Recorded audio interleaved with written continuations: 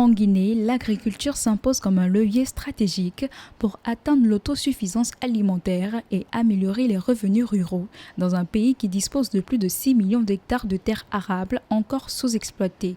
Pour réduire la forte dépendance aux importations, les autorités et les acteurs du secteur misent sur le développement du riz, du fonio et du maraîchage. Dans ce contexte, Abdoulaye Kourouma, candidat du Rassemblement pour la Renaissance et le Développement, propose d'élargir les acteurs de la production agricole en y impliquant l'armée. Les terres cultivables qu'on a, pourquoi ne pas exploiter les ressources humaines que nous avons dans les camps? Parce qu'on a des milliers de militaires et ceux-ci peuvent être là pour nourrir la population en les impliquant dans le développement de notre pays. Les amener à se former dans le cadre de l'agriculture, dans le cadre de l'élevage.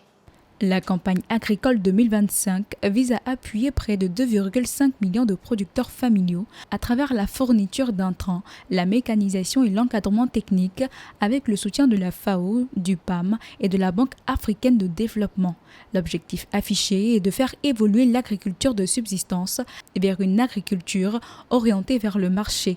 Pour Abdoulaye Kourouma, l'armée constitue une ressource humaine stratégique. Déjà structurée et disciplinée, les militaires pourraient être formés et mobilisés dans l'agriculture et l'élevage plutôt que de multiplier des aides financières difficiles à encadrer. Il y a un problème de ressources humaines. Ces ressources humaines, c'est déjà l'armée.